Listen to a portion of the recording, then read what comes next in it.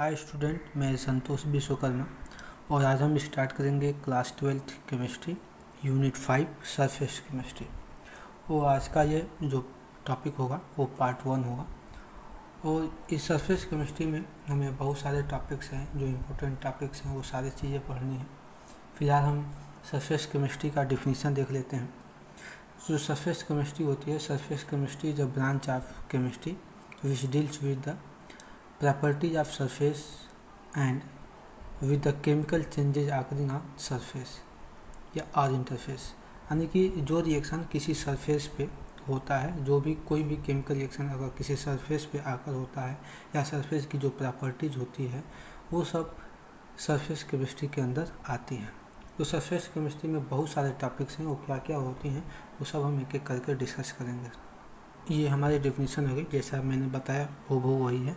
Surface chemistry the branch of chemistry which deals with the property of surface and with the chemical changes occurring at surface या interface. मतलब कोई भी अगर chemical process या chemical changes किसी भी surface पे होती हैं तो उसी को हम सरफेस केमिस्ट्री के अंतर्गत पढ़ते हैं। तो सरफेस केमिस्ट्री यही होता है कि सरफेस के ऊपर कोई भी केमिकल रिएक्शंस हो, वो केमिकल रिएक्शन कैसे होती हैं, उस केमिकल रिएक्शन के मैकेनिज्म क्या होती हैं, सारी चीज़ें हम सरफेस केमिस्ट्री के अंदर पढ़ते हैं।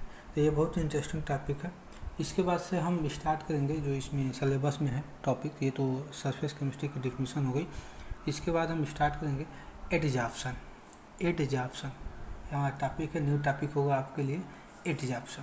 देख लेते हैं कि इसको डेफिनेशन समझाने से पहले मैं आपको एक चीज़ समझाता हूँ कि देखिए यहाँ पे हम सरफेस केमिस्ट्री में जब भी हम किसी सरफेस की बात करेंगे तो सरफेस हमारा हमेशा या तो सॉलिड का होना चाहिए या तो लिक्विड का होना चाहिए। यहाँ पे गैस का सरफेस हम नहीं लेंगे, यूज होगा लेकिन बहुत कम होगा। मान लेते हैं ये सरफेस है, ये किसी सॉलिड या लिक्विड का सरफेस है। तो इसके पास किसी भी सरफेस के पास एक ऐसी टेंडेंसी होती है कि वो आउटर साइड से मॉलिक्यूल को अपनी तरफ अट्रैक्ट कर ले। मान लेते हैं आउटर साइड का यहाँ पे मॉलिक्यूल्स हैं, बहुत सारे मॉलिक्यूल्स हैं, जिसको हम गैस मॉलिक्यूल बोल रहे हैं। ये गैस मॉलिक्यूल्स हैं।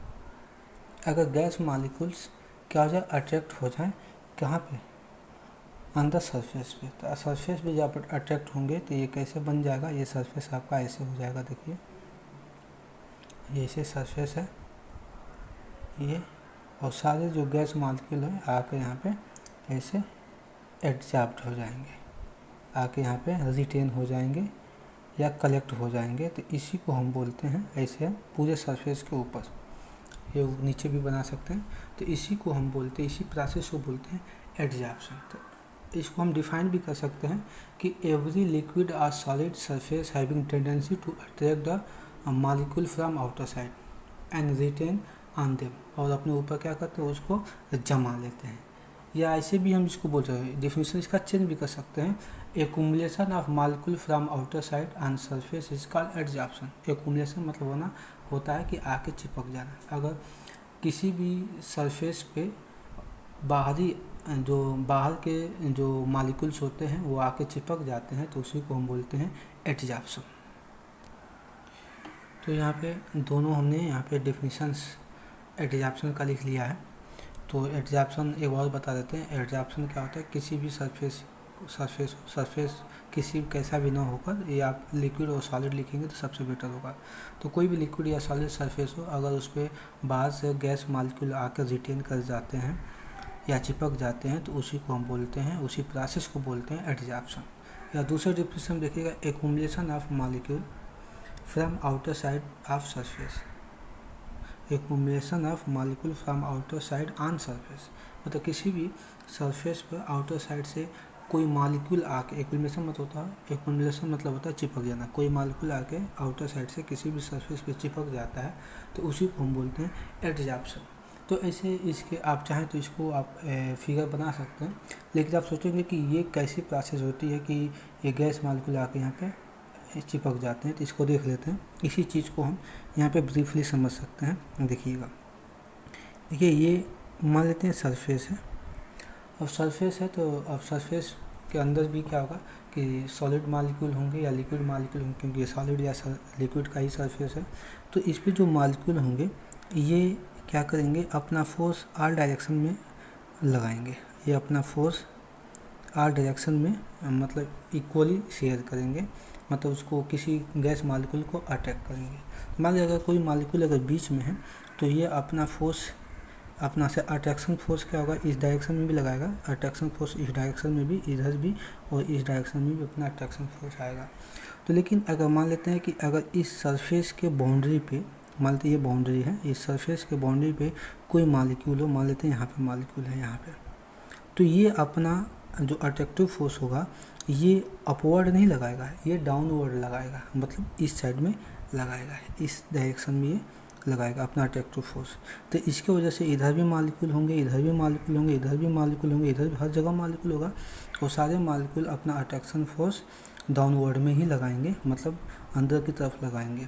तो इससे क्या होगा कि अगर गैस मालिक्यूल ऊपर होंगे, गैस ये सब क्या है, गैस मालिक्यूल, अगर गैस मालिक्यूल्स क्या होंगे ऊपर से होंगे तो क्या होंगे, आके यहाँ पे एक्यूमुलेट हो जाएंगे, यानी कि चिपक जाएंगे, और चिपक जाएंगे आके एक्यूमुलेट होंगे तो इनका स्ट्रक्चर कैसे बन जाएगा, अभी यहाँ बनाया ऐसे ही हूबहू बन जाएगा, ताकि ये मालिक्यूल आके ऐसे चिपक जाएंगे यहाँ पे।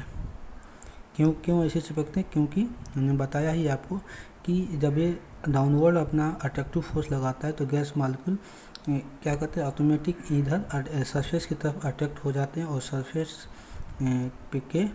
सरफेस पे आके वो चिपकना स्टार्ट कर देते हैं। तो इसी को हम बोलते हैं एडजॉर्प्शन। इसका एग्जांपल भी हम दे सकते हैं, एग्जांपल इसका बहुत ही इजी है। आप जानते हैं कि जो मॉइस्चर होता है, एग्जांपल देख लेंगे, जो moisture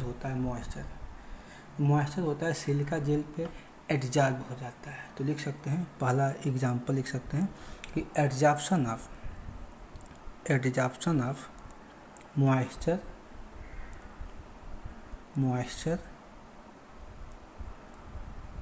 on silica gel SiO2 को सिलिका जेल बोला जाता है, सिलिका बोला जाता है। अगर दूसरी बात करें, देखिएगा, अगर दूसरा एग्जांपल की बात करें तो decolourisation of sugar bye activated charcoal. तो जो जिसे शुगर मिल होती है और शुगर मिल में जो शुगर तैयार होता है, तो वो जो शुगर होता है कि ये वाइट क्रिस्टलाइन नहीं होता है, स्टार्टिंग में उसका कलर ब्राउन कलर का होता है। तो उसको क्या करते हैं कि एक्टिवेटेड चारकोल से पास करते हैं। एक्टिवेटेड चारकोल से पास करते हैं तो क्या करता है कि एक्टिवेटेड चारकोल उसके ऊपर का जितनी भी इम्प्योरिटीज होती है वो सारे इम्प्योरिटीज को क्या करता है, अपने सरफेस पे एडजॉर्ब कर लेता है।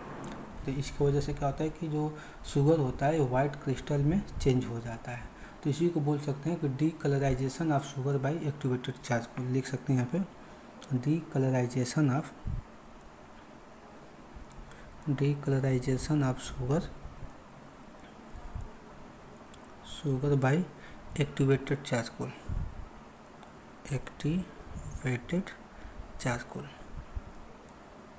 तो है ना, ये इसी तरह से ऐसे आपको डेली लाइफ के एग्जांपल्स मिलेंगे, क्योंकि ये सरफेस केमिस्ट्री बहुत ही इम्पोर्टेंट टॉपिक्स है और बहुत इजी टॉपिक्स है। नेक्स्ट एग्जांपल की अगर बात करें तो जैसे जो कोल माइन में काम करते हैं, कोल माइन मतलब कोयले की खान में जो काम करते हैं, तो उनको मास्क दिया जाता है, नोज मास्क या माउथ मास्क कर सकते हैं। जो एक मास्क दिया जाता है कि जो माउथ और नोज़ को ढक के रखता है। तो कोल माइन में जब कोई भी वर्कर काम करता है तो कोल माइन से बहुत डेंजरस गैसेज निकलती हैं, जैसे SO2 sulphur dioxide, CO2 carbon dioxide, methane, ऐसे बहुत सारी डेंजरस गैसेज निकलती हैं। और वो सारी गैसेस क्या होती हैं कि अगर कोई मास्क नहीं लगाएगा तो सारी गैसेस इंसान के अंदर जो वर्कर होंगे वहाँ पर उनके अंदर वो चली जाएंगी, तो इससे उनको हार्मफुल डिजीज़ भी हो सकता है या बीमारियाँ भी हो सकती है। तो इसके लिए वो लोग एक्टिवेटेड चारकोल का मास्क लगाते हैं। किसका मास्क लगाते हैं? एक्टिवेटेड चारकोल का मास्क लगाते हैं। तो उसकी खास बात ये होती है कि जितनी भी डेंजरस गैस होती है वो सारी गैस तो आती हैं, लेकिन वो मास्क के ऊपर जो एक्टिवेटेड चारकोल लगा होता है तो उसी के एक्टिवेटेड चारकोल के सरफेस पे वो आके एब्जॉर्ब हो जाते हैं, यानी कि चिपक जाती हैं और केवल ऑक्सीजन ही वो पास करता है। जो मास हो एक्टिवेटेड चारकोल होता है वो केवल ऑक्सीजन पास करता है और जितनी भी डेंजरस गैसेज होती हैं सारी गैसों को एक्टिवेटेड चारकोल अपने सरफेस पे एक्यूमुलेट कर लेता है। तो ये सब एग्जाम्पल बहुत ही इम्पोर्टेंट हैं और ये सब एग्ज़ाम आपके बोर्ड एग्जामिनेशन में पूछे भी गए हैं। 1 नंबर के क्वेश्चन में ये यहाँ से क्वेश्चन भी आए हैं। देखिएगा ये एग्जाम्पल होगा। तो absorption of dangerous gas by activated charcoal marks in coal mine.